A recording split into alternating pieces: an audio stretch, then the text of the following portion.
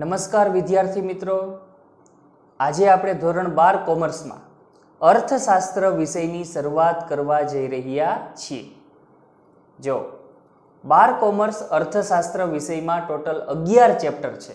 જે 11 ચેપ્ટરમાંથી આજે આપણે પ્રકરણ 1 અર્થશાસ્ત્રમાં આલેખ ગ્રાફ્સ ઇન ઇકોનોમિક્સ આ ચેપ્ટરની શરૂઆત કરશું. અર્થશાસ્ત્રમાં આલેખ ગ્રાફ્સ ઇન ઇકોનોમિક્સ. બોર્ડ પરીક્ષામાં આ ચેપ્ટર 8 ગુણમાં પૂછાય છે. આ ચેપ્ટરની આપણે શરૂઆત ઇન્ટ્રોડક્શન બાબતથી કરશું. યાદ રાખો, એટલે કે પ્રસ્તાવનાના પેરેગ્રાફથી આપણે આ ચેપ્ટરની શરૂઆત કરશું. તો ચાલો જોઈએ, ચાલો સમજીએ.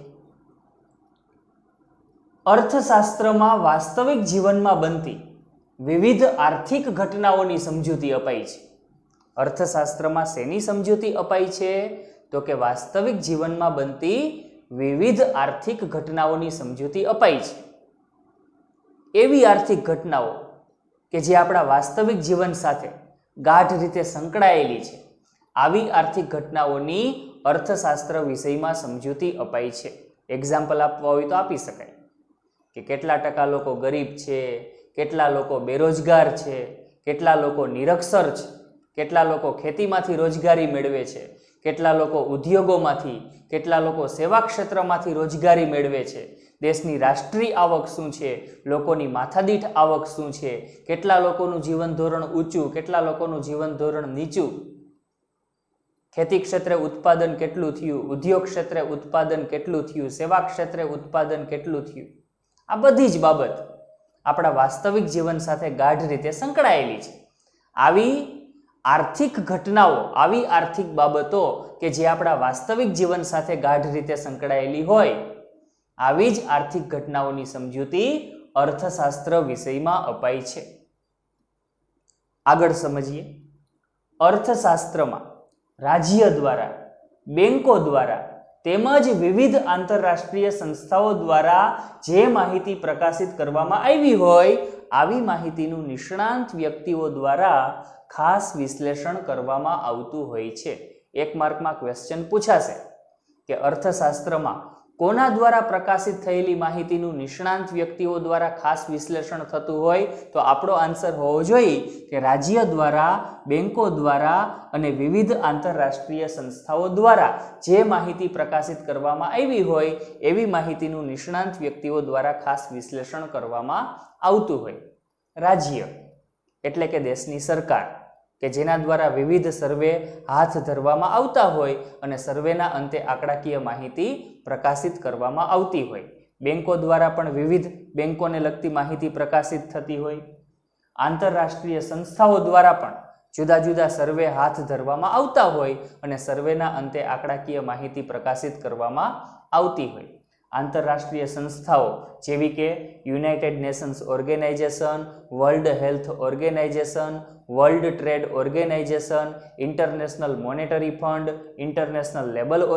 International Labour Organisation, UNICEF, UNESCO, World Bank, આ બધી જ આંતરરાષ્ટ્રીય સંસ્થાઓ છે કે જેના દ્વારા પણ વિવિધ આંકડાકીય માહિતી પ્રકાશિત કરવામાં આવતી હોય.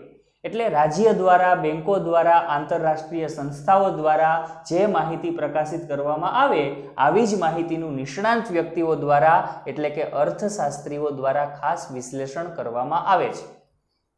વિશ્લેષણ કરવું એટલે શું? તો કે આંકડાકીય માહિતીની સરળ શબ્દોમાં રજૂઆત કરવી, આંકડાકીય માહિતીનું અર્થઘટન કરવું, આંકડાકીય માહિતીનું એનાલિસિસ કરવું, આંકડાકીય માહિતીની શાબ્દિક રજૂઆત કરવી, વર્ણનાત્મક રજૂઆત કરવી, સરળ શબ્દોમાં રજૂઆત કરવી, એને કહેવાય માહિતીનું એનાલિસિસ કર્યું, એને કહેવાય માહિતીનું વિશ્લેષણ કર્યું. બરાબર? એટલે રાજ્ય દ્વારા, બેંકો દ્વારા અને આંતરરાષ્ટ્રીય સંસ્થાઓ દ્વારા જે માહિતી પ્રકાશિત કરવામાં આવે, એનું નિષ્ણાંત વ્યક્તિઓ દ્વારા ખાસ વિશ્લેષણ કરવામાં આવે છે અર્થશાસ્ત્ર વિષયમાં. આવા પણ આવા વિશ્લેષણના અભ્યાસમાં સામાન્ય પ્રજાને રસ ન પડે. આવા વિશ્લેષણના અભ્યાસમાં સામાન્ય પ્રજાને રસ પડતો નથી. કારણ કે સામાન્ય પ્રજા માટે આવા વિશ્લેષણનો અભ્યાસ બોરિંગ છે. સામાન્ય પ્રજા માટે આવા વિશ્લેષણનો અભ્યાસ કંટાળાજનક છે. સામાન્ય પ્રજા, આમ જનતા આવું વિશ્લેષણ પ્રોપર સમજી શકતી નથી. આ સ્થિતિ છે. નિષ્ણાંત વ્યક્તિઓ દ્વારા જે વિશ્લેષણો થાય એના અભ્યાસમાં સામાન્ય પ્રજાને રસ પડતો નથી, કારણ કે સામાન્ય પ્રજા માટે આવા વિશ્લેષણ સમજવા અઘરા, આવી વર્ણનાત્મક રજૂઆત સમજવી અઘરી, કંટાળાજનક, બોરિંગ. આ વાત એટલે જ આવા વિશ્લેષણ ચિત્રો દ્વારા રજૂ થાય છે. અર્થશાસ્ત્રમાં આવા વિશ્લેષણ ચિત્રો દ્વારા પણ રજૂ થાય છે. જો આવા વિશ્લેષણની રજૂઆત ચિત્રો દ્વારા થાય ને તો સામાન્ય પ્રજાને આવા વિશ્લેષણના અભ્યાસમાં રસ પડે. એટલે સામાન્ય જનતાને જો આવા અભ્યાસમાં રસ લેતી કરવી હોય તો આવા વિશ્લેષણની રજૂઆત શેના દ્વારા થવી જરૂરી છે? ચિત્રો દ્વારા આવા વિશ્લેષણ રજૂ થવા જરૂરી છે, કારણ કે ચિત્રોના અભ્યાસમાં સામાન્ય પ્રજાને વધારે રસ પડે અને સામાન્ય જનતા જે તે આર્થિક ઘટનાને, જે તે અર્થતંત્રના ફેરફારોને ચિત્રો દ્વારા ખૂબ વ્યવસ્થિત રીતે સમજી શકે. એટલે સામાન્ય પ્રજાને આવા અભ્યાસમાં રસ લેતી કરવા માટે આવા વિશ્લેષણની જે રજૂઆત છે ચિત્રો દ્વારા થવી જરૂરી, કે જેથી સામાન્ય જનતા આવી બાબતો સરળતાથી સમજી શકે. આ વાત. હવે આવા વિશ્લેષણોની બે પ્રકારના ચિત્રો દ્વારા રજૂઆત થઈ છે. યાદ રાખજો, અર્થશાસ્ત્રમાં આવા જે વિશ્લેષણોની રજૂઆત છે એ બે પ્રકારના ચિત્રો દ્વારા થાય છે. આવા વિશ્લેષણોની રજૂઆત કેટલા પ્રકારના ચિત્રો દ્વારા થાય છે? આવો તમને 1 માર્કમાં ક્વેશ્ચન પૂછાય તો કહેવાનું 2 પ્રકારના ચિત્રો દ્વારા આવા વિશ્લેષણો રજૂ થાય. એક તો આકૃતિ અને બીજું આલેખ. આ 2 પ્રકારના ચિત્રો દ્વારા આવા વિશ્લેષણોની રજૂઆત થાય.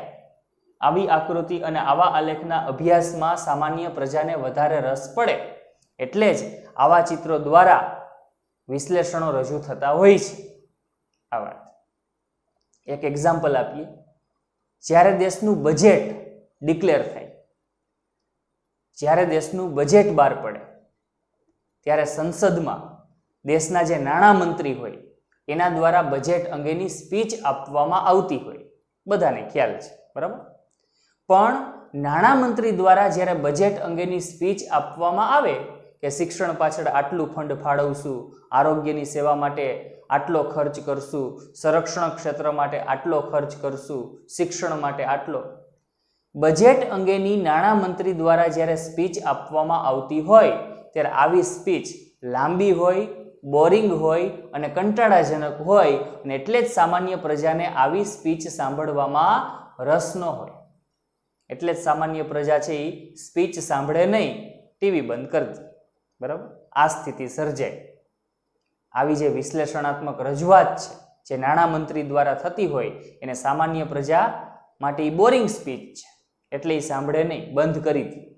પણ જ્યારે નેક્સ્ટ ડે ન્યૂઝપેપરમાં આ જ બજેટ જ્યારે ચિત્ર દ્વારા રજૂ થાય છે, વૃતાંશ આકૃતિ દ્વારા, પાસ પાસેની સ્તંભાકૃતિ દ્વારા, સાદી સ્તંભાકૃતિ દ્વારા, આવા ચિત્રો દ્વારા જ્યારે બજેટ રજૂ થાય ત્યારે આવા ચિત્રોના અભ્યાસમાં સામાન્ય જનતાને રસ પડે. એટલે ચિત્રો દ્વારા બજેટને ખૂબ સારી રીતે સમજી શકે. સામાન્ય પ્રજા છે એ બજેટને ચિત્રો દ્વારા ખૂબ સારી રીતે સમજી શકે. આ વાત. કમ્પેરિઝન થાય બજેટમાં કે ગયા વર્ષનું બજેટ એમાં શું સ્થિતિ હતી અને આ વર્ષના બજેટમાં શું સ્થિતિ છે. પાસ પાસેની સ્તંભાકૃતિ દ્વારા આવી જે કમ્પેરિઝન છે એ રજૂ થતી હોય તે સામાન્ય જનતાને આવા બજેટ અંગેના અભ્યાસમાં ખૂબ સારી રીતે રસ પડે, બજેટને બહુ સારી રીતે સમજી શકે, એટલે ચિત્રો દ્વારા રજૂઆત થાય. આ વાત. તો અહીં આપણે યાદ રાખવા બાબતમાં આટલું યાદ રાખવાનું છે. ઓકે, હવે નેક્સ્ટ ટાઈમ આકૃતિ અને આલેખ વિશે વિસ્તૃત ચર્ચા કરવાની છે. તો અહીં સુધી આપણે આજે લેક્ચર રાખીએ. અસ્તુ.